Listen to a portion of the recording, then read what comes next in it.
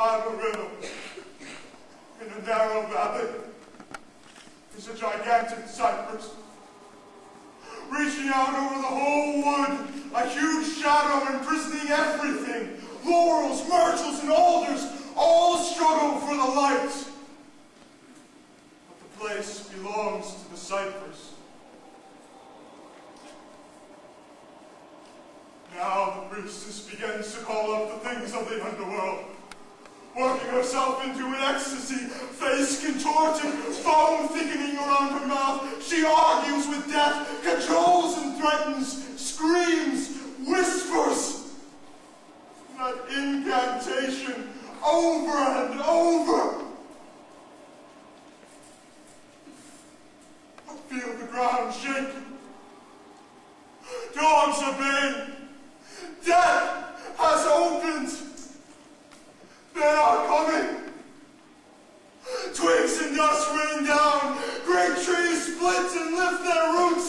The earth begins to tear open. I see things in the darkness, moving. Pale masks lifting and sinking. Writhing things. Human voices. And a screeching and laughing of mouths that were never on earth, sobbing deeper than any on earth. And they come. I see the plague of this city, floating, oozing from every orifice. There stands grief, tearing at her hair, disease, hardly able to stand at all, age, bowing under its own small burden, looks around for a place to hide from fear.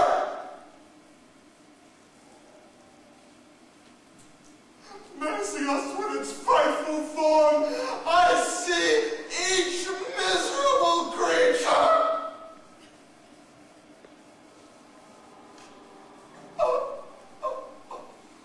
But one creature remains lurking, hidden from my eyes, too terrible for any of this world to see. It lays hold to one of the roots and clings there, its face pressed into the earth. Show yourself, creature! Show your cowardly face!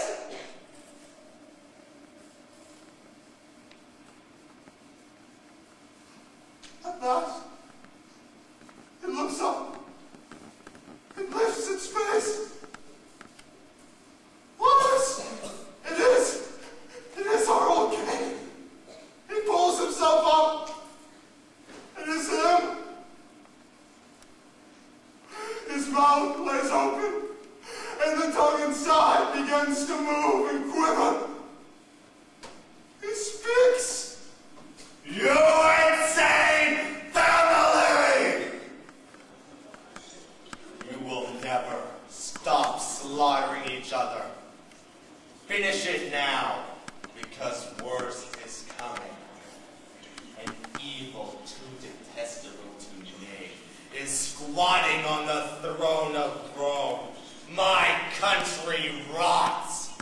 A son and a mother, knotted and twisted together, blood flowing back together in the one sewer. It is your king, blinded in the wrong that got him his throne, blinded to his own origins, blinded to God. The loathed son of that same queen who now swells under him. The queen, her womb, that chamber of hell which began it all. He pushed his way back there, where he began. He buried his head in there where he first came screaming out and brought new brothers for himself out of his own mother's body. You who now sit on my throne, I am the man you murdered for it. Your father, still not avenged.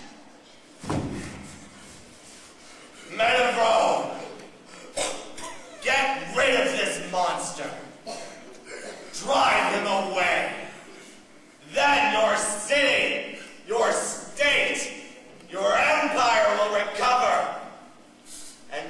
grief, the pestilence, the horror, the death, they will all follow his footsteps.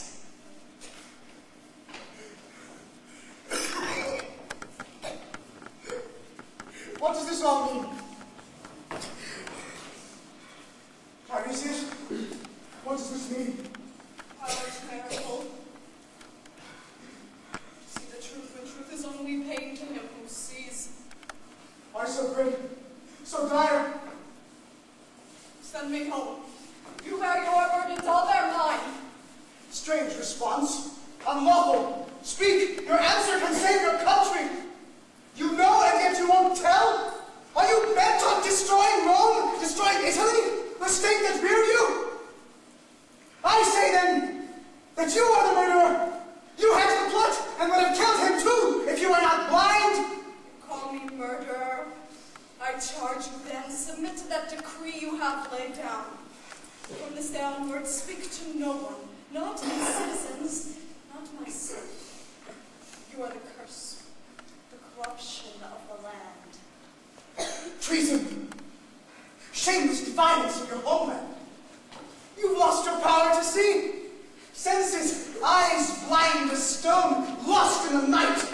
Endless night that nurse. You may be king, but in one respect at least I am your equal. The right to reply.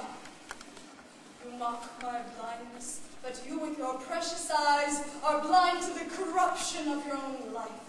The house you live in, those you live with. You are the scourge of your own flesh and blood, and the double lash of your mother and your father's curse shall surround you in terror, darkness, shrouding your eyes that can now see the light. Enough! Such treasonous filth! Insufferable! Get out! Leave back to where you came from! Vanish from my eyes! I will go. When I've said what I was brought here to say, man you've been searching for, proclaiming, cursing up and down, the murder of Laius, he is here, a stranger, a foreigner, who will soon be revealed as a native Roman, blind who now has eyes, beggar who now is rich, revealed at last, brother and father both to the children he embraces, to his mother's son and husband both.